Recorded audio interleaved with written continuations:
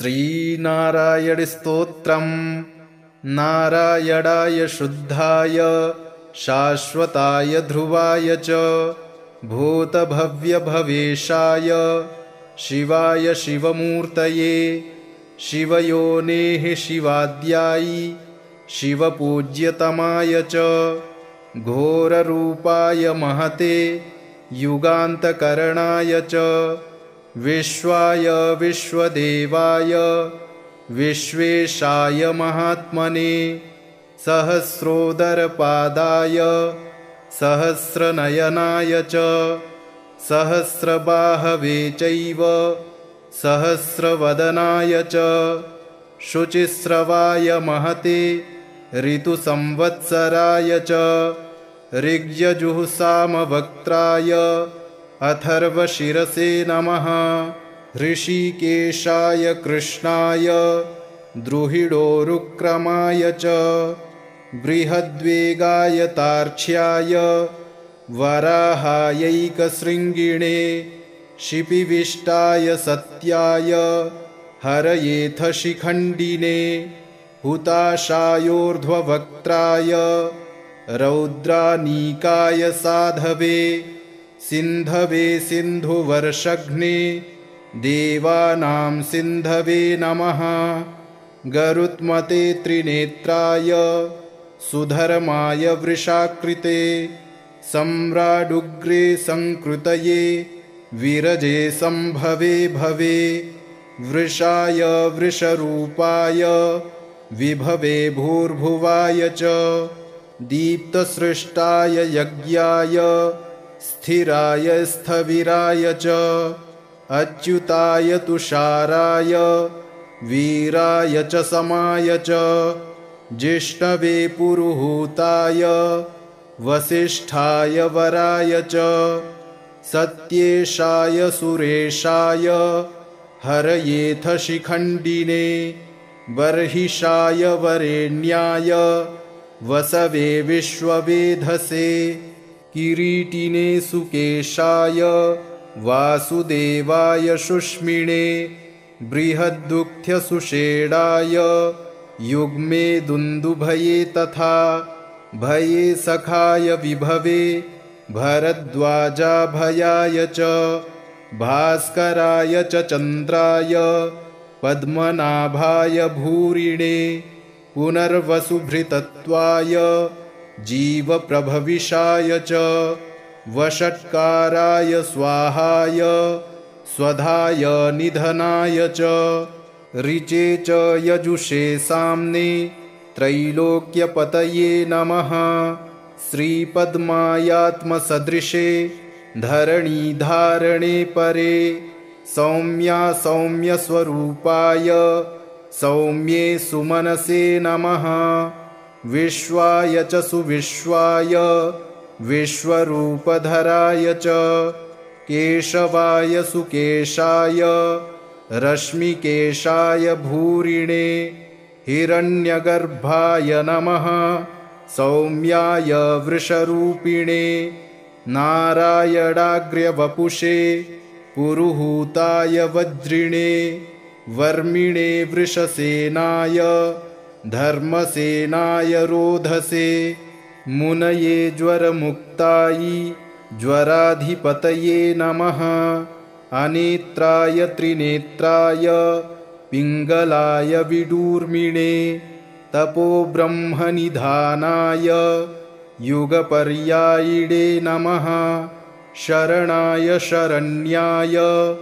शक्तेष्टशरणाय च नमः सर्वभवेशाय भूतभव्यभवाय च पाहि मां देवदेवेश कोऽप्यजोऽसि सनातनः एवं गतोऽस्मि शरणं शरण्यं ब्रह्मयोनिनां स्तव्यं स्तवं स्तुतवतस्तत्तमो मे प्रणश्यत नारायणाय शुद्धाय शाश्वताय ध्रुवाय च भूतभव्यभवेशाय शिवाय शिवमूर्तये शिवयोनेः शिवाद्यायी शिवपूज्यतमाय च घोररूपाय महते युगान्तकरणाय च विश्वाय विश्वदेवाय विश्वेशाय महात्मने सहस्रोदरपादाय सहस्रनयनाय च सहस्रबाहवे चैव सहस्रवदनाय च शुचिस्रवाय महते ऋतुसंवत्सराय च ऋग्यजुःसामवक्त्राय अथर्वशिरसे नमः ऋषिकेशाय कृष्णाय द्रुहिडोरुक्रमाय च बृहद्वेगाय तार्क्ष्याय वराहायैकशृङ्गिणे शिपिविष्टाय सत्याय हरयेथ शिखण्डिने हुताशायोर्ध्ववक्त्राय रौद्रानीकाय साधवे सिन्धवे सिन्धुवर्षघ्ने देवानां सिन्धवे नमः गरुत्मते त्रिनेत्राय सुधर्माय वृषाकृते सम्राडुग्रे संकृतये विरजे संभवे भवे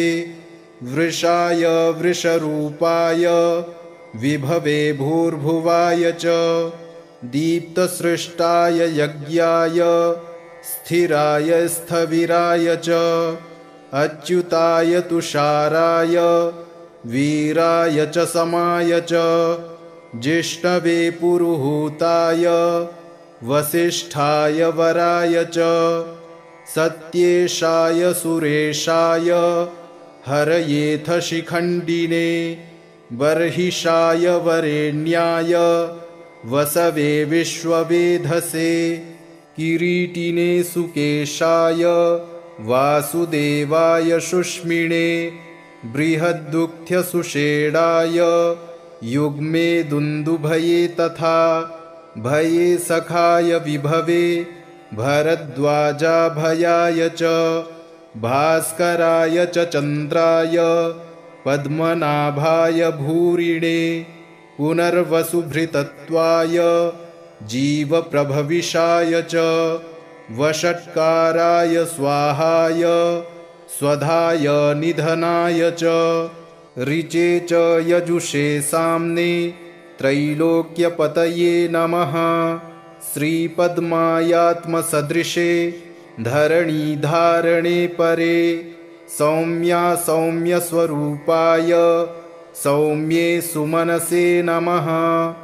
विश्वाय च सुविश्वाय विश्वरूपधराय च केशवाय सुकेशाय रश्मिकेशाय भूरिणे हिरण्यगर्भाय नमः सौम्याय वृषरूपिणे नारायणाग्र्यवपुषे पुरुहूताय वज्रिणे वर्मिणे वृषसेनाय धर्मसेनाय रोधसे मुनये ज्वरमुक्तायै ज्वराधिपतये नमः अनेत्राय त्रिनेत्राय पिङ्गलाय विडूर्मिणे तपोब्रह्मनिधानाय युगपर्यायिणे नमः शरणाय शरण्याय शक्तेष्टशरणाय च नमः सर्वभवेशाय भूतभव्यभवाय च पाहि मां देवदेवेश कोऽप्यजोऽसि सनातनः एवं गतोऽस्मि शरणं शरण्यं ब्रह्मयोनिनां स्तव्यं स्तवं स्तुतवतस्तत्तमो मे प्रणश्यत नारायणाय शुद्धाय शाश्वताय ध्रुवाय च भूतभव्यभवेशाय शिवाय शिवमूर्तये शिवयोनेः शिवाद्यायि शिवपूज्यतमाय च घोररूपाय महते युगान्तकरणाय च विश्वाय विश्वदेवाय विश्वेशाय महात्मने सहस्रोदरपादाय सहस्रनयनाय च सहस्रबाहवे चैव सहस्रवदनाय च शुचिस्रवाय महते ऋतुसंवत्सराय च ऋग्यजुःसामवक्त्राय अथर्वशिरसे नमः। ऋषिकेशाय कृष्णाय द्रुहिडोरुक्रमाय च बृहद्वेगाय तार्क्ष्याय वराहायैकशृङ्गिणे शिपिविष्टाय सत्याय हरयेथ शिखण्डिने हुताशायोर्ध्ववक्त्राय रौद्रानीकाय साधवे सिन्धवे सिन्धुवर्षघ्ने देवानां सिन्धवे नमः। गरुत्मते त्रिनेत्राय सुधर्माय वृषाकृते सम्राडुग्रे संकृतये विरजे संभवे भवे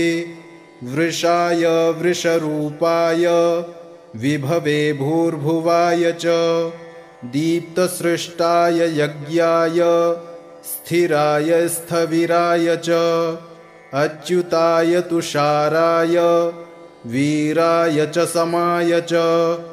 जिष्णवे पुरुहूताय वसिष्ठाय वराय च सत्येशाय सुरेशाय हरयेथ शिखण्डिने बर्हिषाय वरेण्याय वसवे विश्ववेधसे किरीटिने सुकेशाय वासुदेवाय शुष्मिणे बृहद्दुग्ध्यसुषेणाय युग्मे दुन्दुभये तथा भये सखाय विभवे भरद्वाजाभयाय च भास्कराय च चन्द्राय पद्मनाभाय भूरिणे पुनर्वसुभृतत्वाय जीवप्रभविषाय च वषट्काराय स्वाहाय स्वधाय निधनाय च ऋचे च यजुषे साम्ने त्रैलोक्यपतये नमः।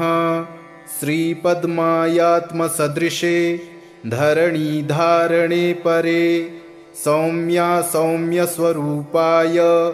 सौम्ये सुमनसे नमः।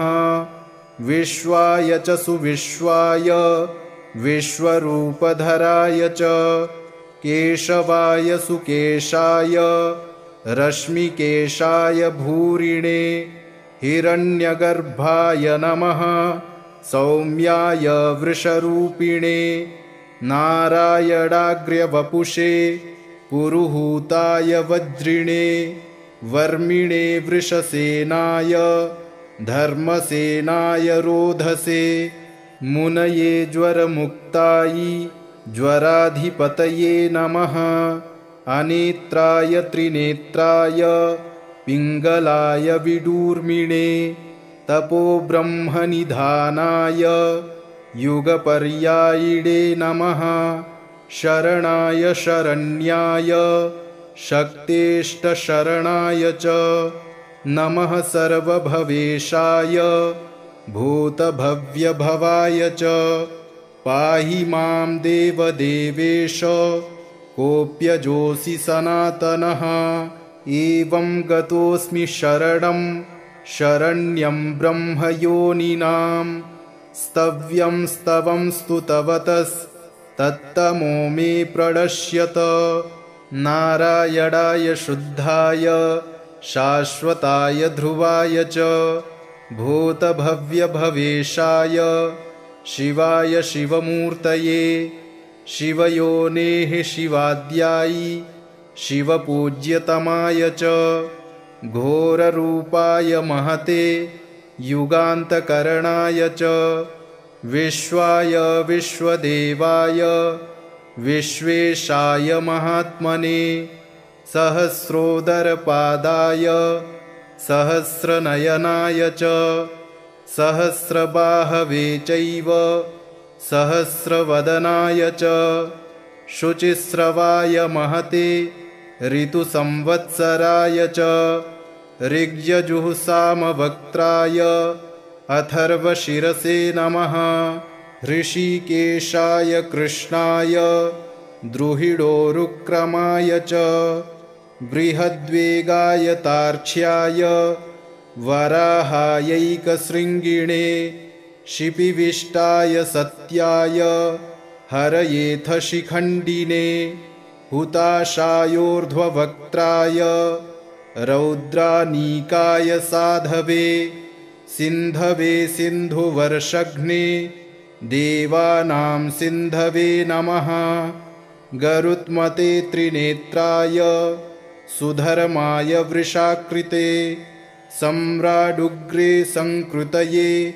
विरजे संभवे भवे वृषाय वृषरूपाय विभवे भूर्भुवाय च दीप्तसृष्टाय यज्ञाय स्थिराय स्थविराय च अच्युताय तुषाराय वीराय च समाय च जिष्णवे पुरुहूताय वसिष्ठाय वराय च सत्येशाय सुरेशाय हरयेथ शिखण्डिने बर्हिषाय वरेण्याय वसवे विश्ववेधसे किरीटिने सुकेशाय वासुदेवाय शुष्मिणे बृहद्दुग्ध्यसुषेणाय युग्मे दुन्दुभये तथा भये सखाय विभवे भरद्वाजाभयाय च भास्कराय च चन्द्राय पद्मनाभाय भूरिणे पुनर्वसुभृतत्वाय जीवप्रभविषाय च वषट्काराय स्वाहाय स्वधाय निधनाय च ऋचे च यजुषे साम्ने त्रैलोक्यपतये नमः श्रीपद्मायात्मसदृशे धरणीधारणे परे सौम्या सौम्यस्वरूपाय सौम्ये सुमनसे नमः विश्वाय च सुविश्वाय विश्वरूपधराय च केशवाय सुकेशाय रश्मिकेशाय भूरिणे हिरण्यगर्भाय नमः सौम्याय वृषरूपिणे नारायणाग्र्यवपुषे पुरुहूताय वज्रिणे वर्मिणे वृषसेनाय धर्मसेनाय रोधसे मुनये ज्वरमुक्तायै ज्वराधिपतये नमः अनेत्राय त्रिनेत्राय पिङ्गलाय विडूर्मिणे तपोब्रह्मनिधानाय युगपर्यायिणे नमः शरणाय शरण्याय शक्तेष्टशरणाय च नमः सर्वभवेशाय भूतभव्यभवाय च पाहि मां देवदेवेश कोऽप्यजोऽसि सनातनः एवं गतोऽस्मि शरणं शरण्यं ब्रह्मयोनिनां स्तव्यं स्तवं स्तुतवतस्तत्तमो मे प्रणश्यत नारायणाय शुद्धाय शाश्वताय ध्रुवाय च भूतभव्यभवेशाय शिवाय शिवमूर्तये शिवयोनेः शिवाद्यायि शिवपूज्यतमाय च घोररूपाय महते युगान्तकरणाय च विश्वाय विश्वदेवाय विश्वेशाय महात्मने सहस्रोदरपादाय सहस्रनयनाय च सहस्रबाहवे चैव सहस्रवदनाय च शुचिस्रवाय महते ऋतुसंवत्सराय च ऋग्यजुःसामवक्त्राय अथर्वशिरसे नमः ऋषिकेशाय कृष्णाय द्रुहिडोरुक्रमाय च बृहद्वेगाय तार्क्ष्याय वराहायैकशृङ्गिणे शिपिविष्टाय सत्याय हरयेथ शिखण्डिने हुताशायोर्ध्ववक्त्राय रौद्रानीकाय साधवे सिन्धवे सिन्धुवर्षघ्ने देवानां सिन्धवे नमः। गरुत्मते त्रिनेत्राय सुधर्माय वृषाकृते सम्राडुग्रे संकृतये विरजे संभवे भवे। वृषाय वृषरूपाय विभवे भूर्भुवाय च दीप्तसृष्टाय यज्ञाय स्थिराय स्थविराय च अच्युताय तुषाराय वीराय च समाय च जिष्णवे पुरुहूताय वसिष्ठाय वराय च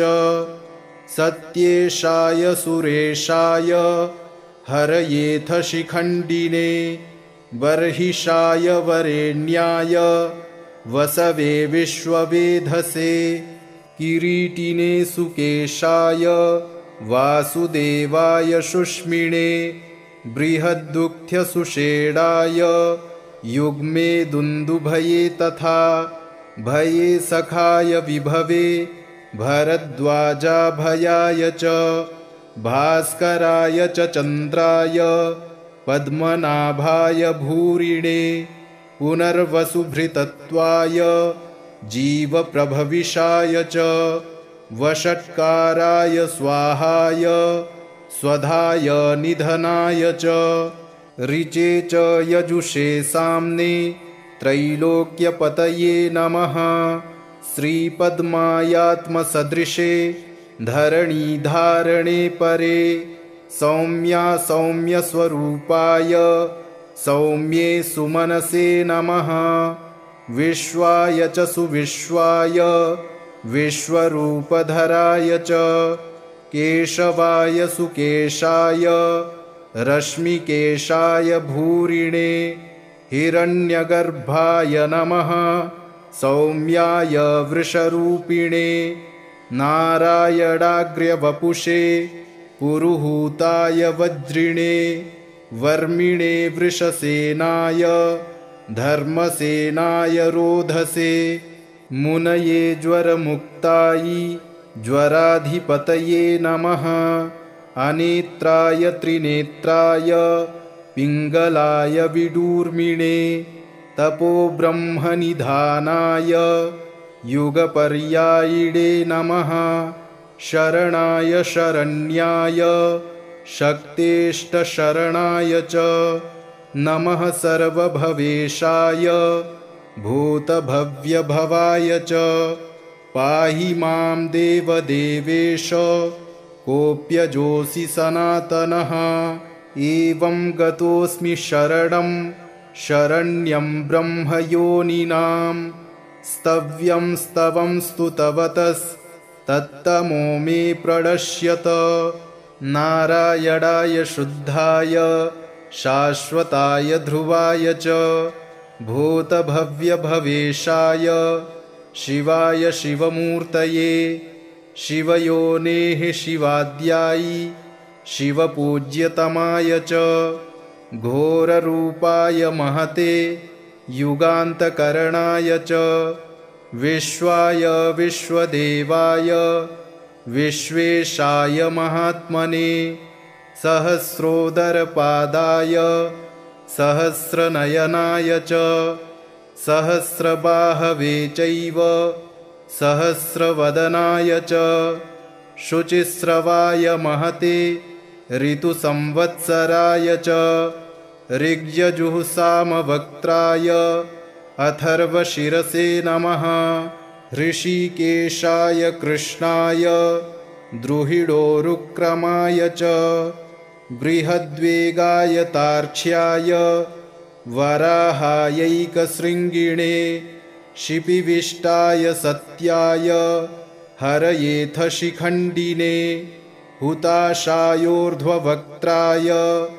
रौद्रानीकाय साधवे सिन्धवे सिन्धुवर्षघ्ने देवानां सिन्धवे नमः।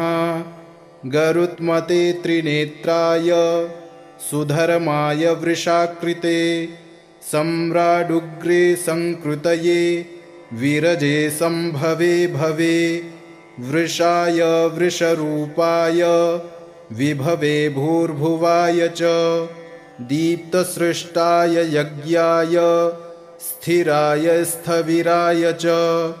अच्युताय तुषाराय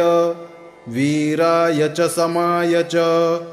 जिष्णवे पुरुहूताय वसिष्ठाय वराय च सत्येशाय सुरेशाय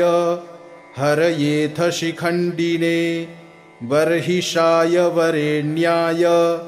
वसवे विश्ववेधसे किरीटिने सुकेशाय वासुदेवाय शुष्मिणे बृहद्दुःख्यसुषेणाय युग्मे दुन्दुभये तथा भये सखाय विभवे भरद्वाजाभयाय च भास्कराय च चन्द्राय पद्मनाभाय भूरिणे पुनर्वसुभृतत्वाय जीवप्रभविषाय च वषट्काराय स्वाहाय स्वधाय निधनाय च ऋचे च यजुषे साम्ने त्रैलोक्यपतये नमः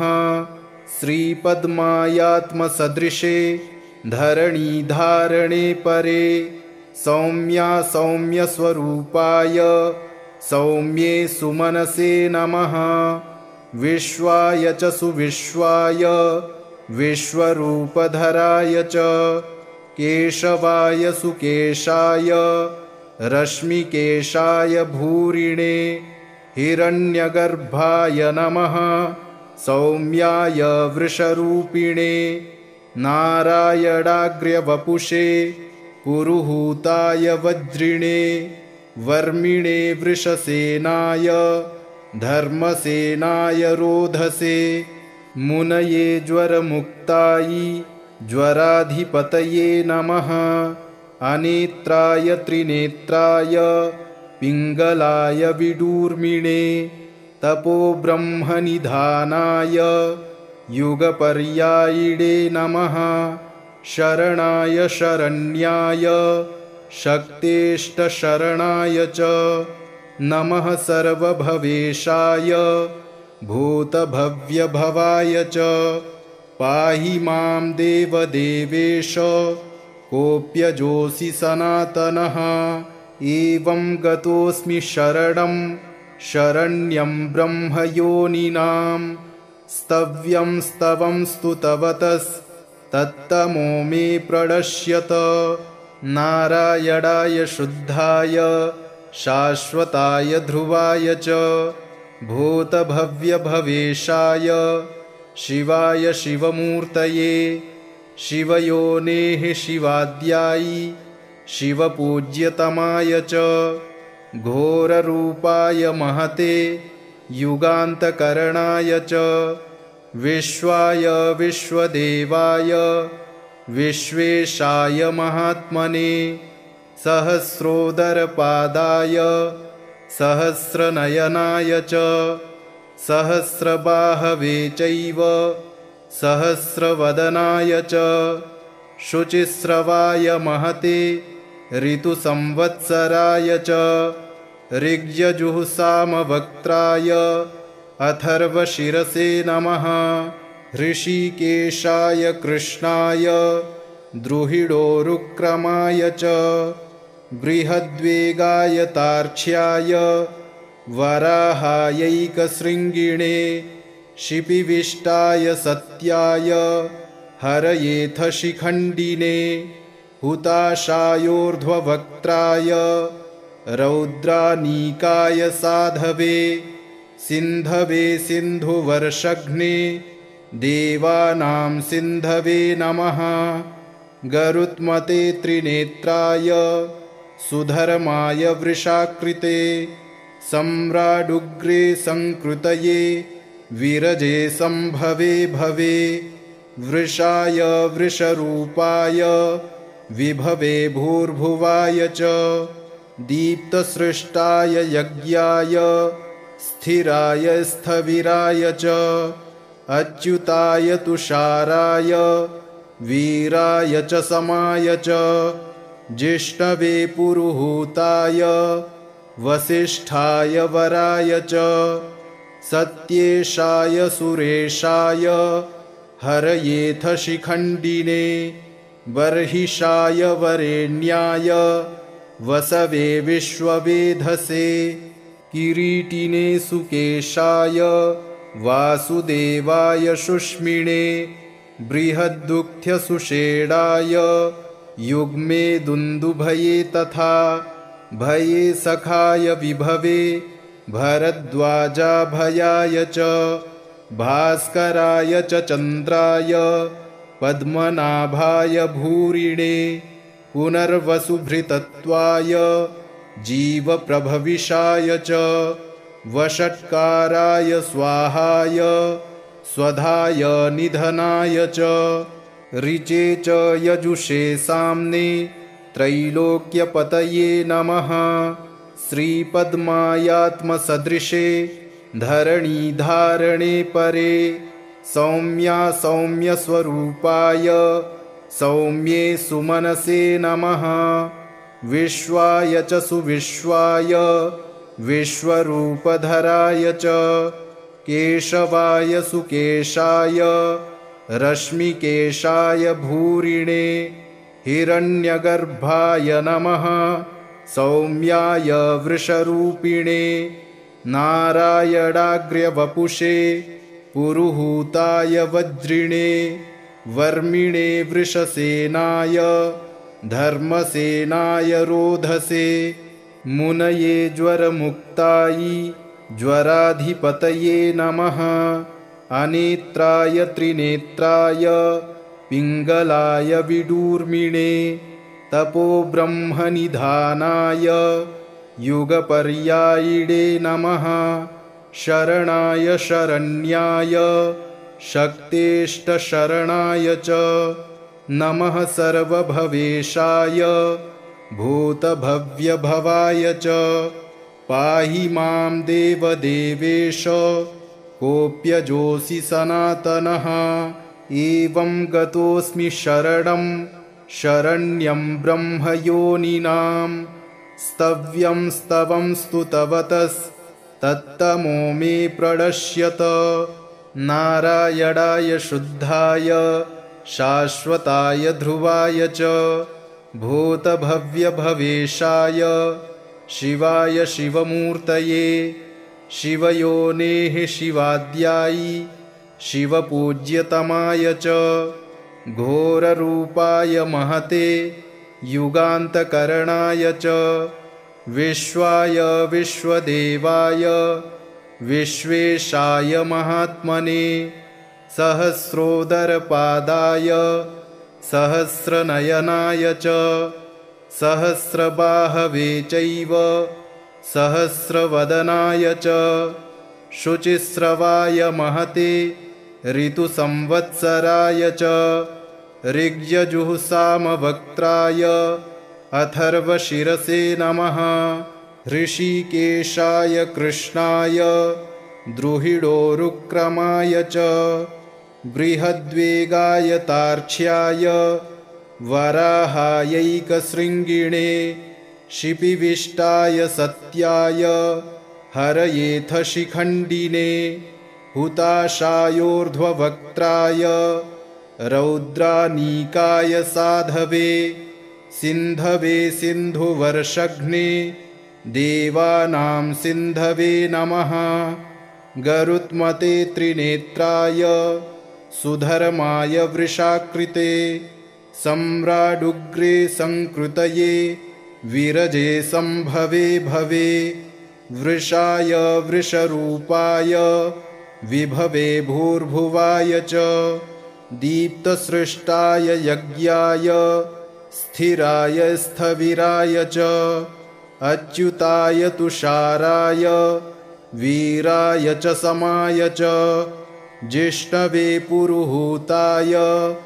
वसिष्ठाय वराय च सत्येशाय सुरेशाय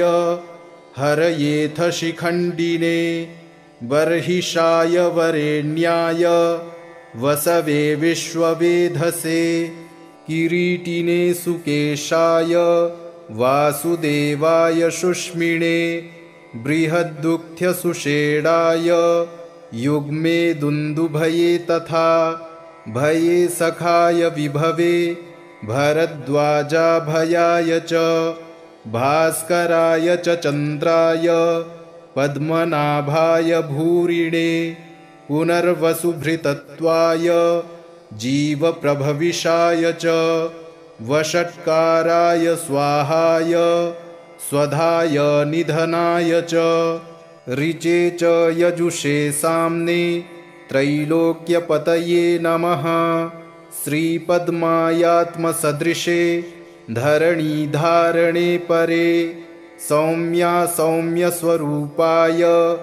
सौम्ये सुमनसे नमः विश्वाय च सुविश्वाय विश्वरूपधराय च केशवाय सुकेशाय रश्मिकेशाय भूरिणे हिरण्यगर्भाय नमः सौम्याय वृषरूपिणे नारायणाग्र्यवपुषे पुरुहूताय वज्रिणे वर्मिणे वृषसेनाय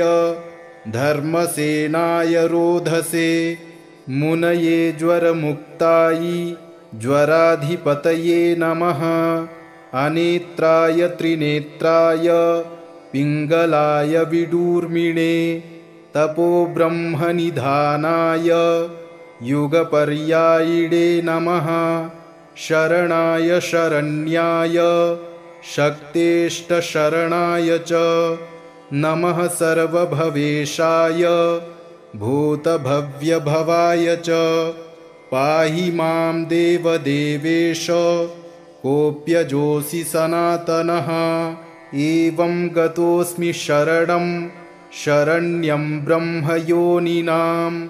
स्तव्यं स्तवं स्तुतवतस्तत्तमो मे प्रणश्यत इति श्रीमन्महाभारते अनुशासनपर्वणि नारायणस्तोत्रं सम्पूर्णम्।